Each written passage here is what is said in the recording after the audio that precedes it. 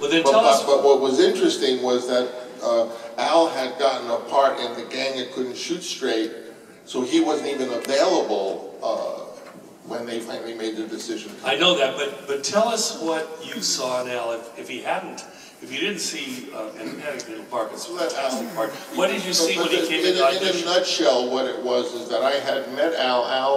Al came to San Francisco to visit me. I had written another screenplay about a kind of guy like me, you know, Italian guy, and I heard Al was a wonderful theater actor, and I invited him to come to San Francisco, and he came and he spent maybe almost a week or 5 days with me, and I got to hang out with him and enjoy his company. So that later, when they gave me the Godfather script to read, every time I read it, I always saw his face. And in the scene in particular, when he was walking across Sicily with the shepherds, I just saw, you know, the handsome young guy with black hair. And once you see someone in the role during the reading of it, it's very hard to get that out of your head. Now, Al, let's talk about as a young actor. You have a director who wants you to have the part, and you have a studio that's sending very negative messages. How many times did you test for this role? Oh, countless. I can't count. It seemed like I was always testing. I kept testing after I got the part. Well, remember once I called him after he had tested 6 times, and his girlfriend got on the phone, and I said, if Al would just come in one more time. And she says, "What are you doing to him?" And she just yelled at me and berated me, "You're torturing him." And that's true. Although you weren't very clear. Yeah, I mean, you weren't torturing him, but. Well, actually, you know, I even said to him, without Francis, you know, where would I be? But at the same time, I even said to him, "Please, Francis, it's okay. We'll work again. There's other things to do, you know." He said, "No, I want you." I thought, this can't be happening. You know, I'm dreaming or something. This is too much. I said, "Oh, okay, fine then. I'll do whatever, you know." And then we finally got accepted in some way, and that's to Francis. I think it was a Panic in Eagle Park when they finally saw some footage and saw his power, you know, on the frame. But I think these things go on, and then at a certain point, you know, as an actor, you don't want to do it anymore. I mean, really, it's just a thing with me. I'll say it because it's true. You don't want to be somewhere where you're not wanted. I even said it to him. I'm not interested in that at all. And then you got another part. You got the gang who couldn't shoot straight. Oh yeah, in the middle of this whole process. Bobby was involved in that. I know. Bobby had done a wonderful reading in the audition one night. He said, "Wow." For Michael? Actually, it was for Sonny. For Sonny. But it was like totally unusual and real and just different. And I was very impressed, and so I for sure wanted him to be in the movie, even if it couldn't be. So I cast him as Paulie Gatto, the guy who was the traitor. And then he called me and said, well, he's up for a part in the gang that shouldn't shoot, but he didn't know if he wanted to take because he didn't want to lose the Paulie Gatto. I said, well, go up for it. If you get it, great. If you don't, I'll hold the part for you. I won't cast anyone else. And if you don't get it, you'll always have that. It will be there. So he did get the part. So that when I came back from England and I heard that, oh no, he didn't get the part and so he was going to play the Paulie Gatto. And then Al got a part in Gang Couldn't Shoot Straight. And then yet, and it was legally signed and everything, so I didn't know how they could put him in the Godfather.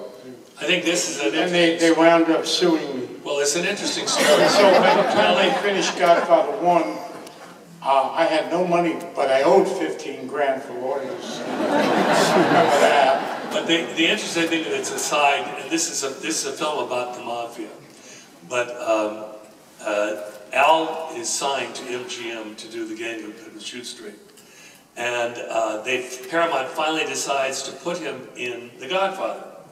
And the guy who was running MGM was a guy called Jim Aubrey, who was also known as the Smiling Cobra. He had been head of CBS, he was now head of MGM, taking it down. Not an easy man. And Bob Evans, you know, didn't know his way around Hollywood. He called a man named Sidney Korshak, who was the mob's fixer in Hollywood. He's not known, he never had an office. Sort of like the scene with, Bobby played with the Hollywood producer. Yes. He was a lawyer who was... He was a lawyer from Chicago who represented the Chicago mob in Hollywood. And Bob Evans talked to him. He called Jim Aubrey, and Al told me the story. All of a sudden, Al was able to do it. Bobby got the gang who couldn't shoot straight. And in this instance, you see they're both getting their first big roles. Amazing story. Yeah.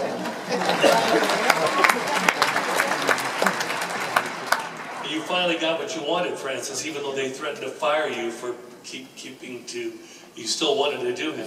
But the test that Bobby talks to, that they all went to San Francisco, interesting, including Diane, everyone, they had the whole cast for like a $6 screen test that my wife was doing the haircuts, and they had the whole cast, but then they were not satisfied, so we then spent hundreds of thousands of dollars doing screen tests with every bright young leading man and many, you know, just, I would think, in fact, we did so many screen tests that I remember, and this is no doubt true, that Charlie Bluthorn said, you know, he had a Viennese accent. He was an interesting guy. He had a Viennese accent. He said, you did. I saw, you know, 200 screen tests. They're all terrible. He says that those actors can't all be terrible. There are so many actors, but there's only one director. It's the director who's terrible. Charles Bluthorn had a big conglomerate called Gulf and Western, and he owned Paramount, and he was a colorful character. Now, Francis, now that we've talked about the people on the stage, I think it's really interesting that you wrote a part, The Conversation, which is a fantastic movie, for Marlon Brando, and he turned it down. How did you convince Marlon Brando to do this role? Well, it wasn't a matter of convincing Marlon Brando, it was a matter of convincing Paramount, because I never talked to Marlon again after that turn down, but I was told by the executives of Paramount that absolutely Brando, who had been in Quemada, the film Burn, which was not successful, that having Brando in the film would be less commercially than if a total unknown did it. And finally, you know, I was told by the president of it that, you know, Francis, as president of Paramount Pictures, I'm telling you, Marlon Brando will not appear in this picture, and I prohibit you from bringing up his name again. And after that, I sort of, like Kevin Kline, I fell on the floor in a faint, you know, and they all looked. And I said, well, if I can't even talk about him, I said, how could I, what am I supposed to do? I think Marlon Brando would be great. And Fred Roos, who was involved in all of the people, especially everyone, Bobby and Johnny Casal he brought in, and many people.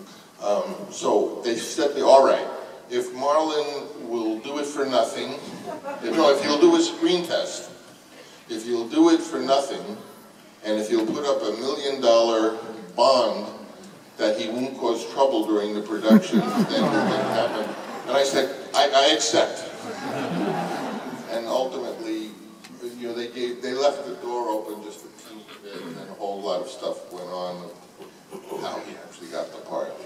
You know, Brando was 47 when he did this role, and you see him on the screen, you can't believe it.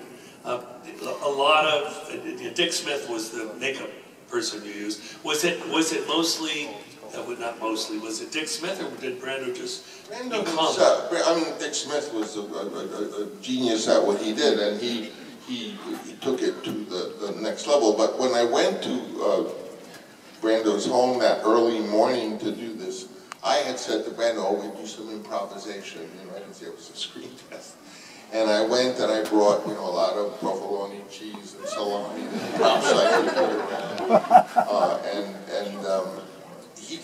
of his bedroom early in the morning. He was a beautiful man, long blonde hair, and he had a Japanese robe on, and there were not a lot of words spoken. He saw me there. He saw there was a camera. He was, you know, and he took his hair and he rolled it up, put shoe polish on it, and he put a shirt on and started bending the colors. They always have the colors bent, you know.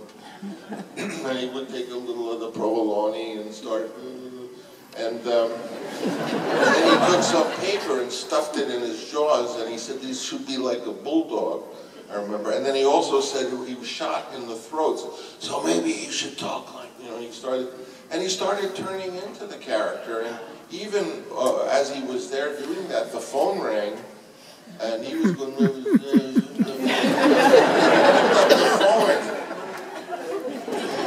on the phone, but he had totally turned into the character, and I had it all on videotape, and that's really what sold, you know, did the trick. I mean, when you have this in mind, that Brando, because we know who Brando is and what he had done. I mean, Kamada, he was just incredible in everything. But when you see something like that happen in front of your eyes, where you see inside jumping up and clicking your heels. Well, I thought it was miraculous, and you know, of course, I was very impressed with him. I communicated with him. You know, you don't talk to Marlon in like about acting stuff. He just wants to hear louder or not so loud, or he wants to be told where the camera frame is going to be, and then he proceeds. Or you can put props to him, like I put that cat in his hand, and he just would use whatever. Did you literally pick that cat up? That was a studio cat. Yeah, one take, only one take. Oh my God! You know,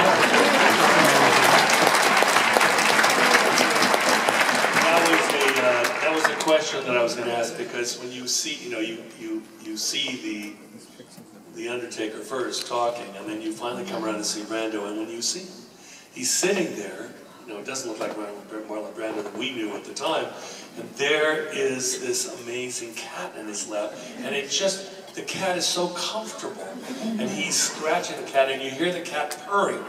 In fact, one of the things I read from the sound department, they said they went to dailies, and they said, "What the hell is he saying?" In Paramount, they're watching dailies. We can't hear anything except the cat. Brando had a wonderful way with children and animals, and you know, he loved children and animals, and he was just very comfortable, and they were comfortable with him. I think one last thing I want to do, and then we're going to go on to other things, but you know, there is somebody, and you mentioned him already, who's not here, and that's John Coppola. I mean, I know he was very, you know, there's an amazing thing that happened a couple of years ago at the end of Barack Obama's term as president. He went to Tahoe to give a speech, and the local paper, I happened to read this local paper, interviewed him and said, "What do you think of beautiful Lake Tahoe?" He says, "The only thing I could do when I was flying and I saw it was pour Fredo." I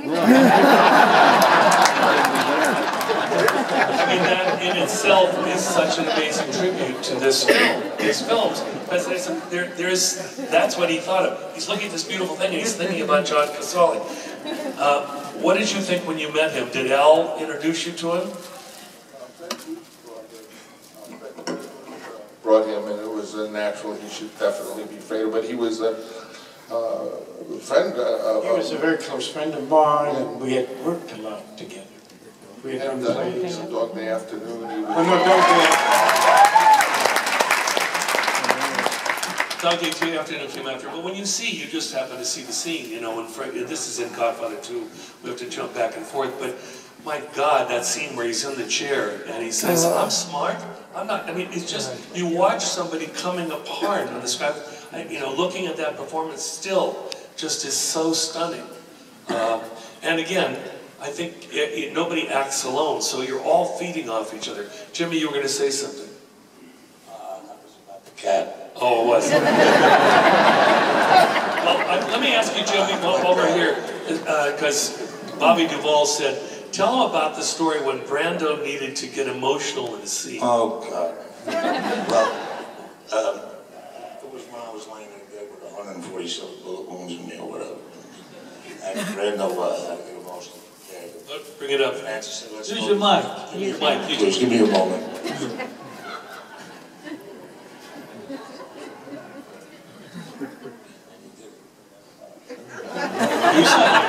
Oh, about a day later. I don't do this. A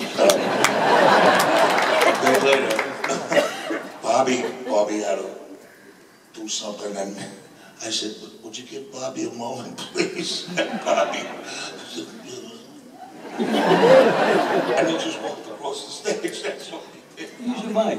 Huh? Use your mic. Oh, Bobby just walked across the stage. But the thing that I did want to say about Brando and his availability to everything in his that cat, I remember being there that morning, and that was the morning. Wasn't it just that same morning you put the cat there? The cat's only in one take. Yeah. It was just a studio. That cat sat there like it was there for 1,000 years. It just not even referred to it. I mean, the amazing thing about the cat, too, he's sitting in the lap, and when Brando gets up, he puts the cat on the desk, and the cat just sits down on the desk. It's like, you feel that that is Vito's cat, and that he really is comfortable with that. When that happens, it's serendipity. This is an interesting note, but I think the key for me of what happened that made that family was remember the rehearsal when we just had met Brando for the first time, and we had a dinner in the back of Patsy's restaurant. It was like Talia served the food, and we were sitting to the right, and Bobby was sitting next to, and everyone was excited because Brando was there. And, Jimmy was like telling lots of jokes and trying to impress him that way, and Al was just looking serious, trying to impress him. And every time Brando looked away, Bobby would do an impression of Brando. and John Casal was, and Talia was serving the food, the plates, and after that dinner, made me realize that improvisation with food is very lasting, and they sort of had who they were going to be after that. Yeah, that's true. It was easy because he was like the Godfather to young actors, really. Brando. I want to tell one quick funny story about Francis. We had Luca Brasi there one day, and he had to come in to the door. I said it this morning, but this shows you his genius. Oh, the phone, yeah.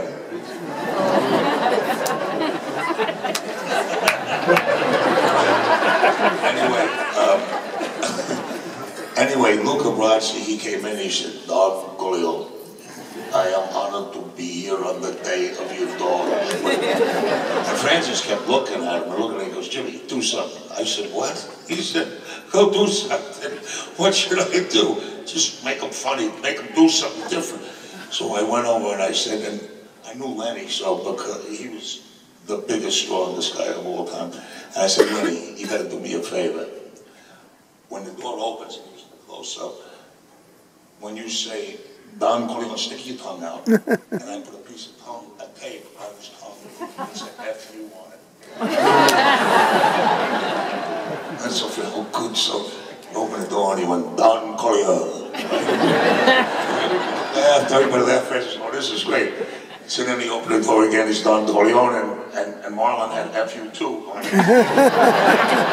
But the brilliance of it was, when we went back to do it, he never changed one syllable, never changed the tone. So Francis, 3 weeks later, I think it was, at the wedding, he came up with, it's brilliant, came up with Luca Brasi, which was never there, studying their speech, and made it work like that. It was brilliant. You did the scene in the office first and then shot outside. He never did get through the lines. He said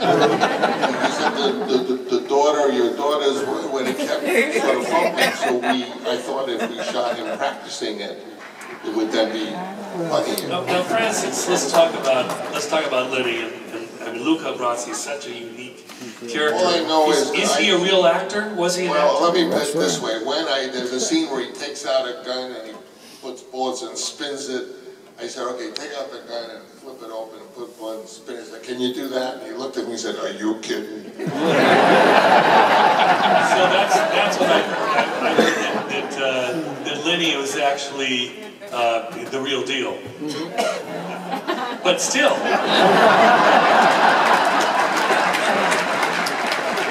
There it is.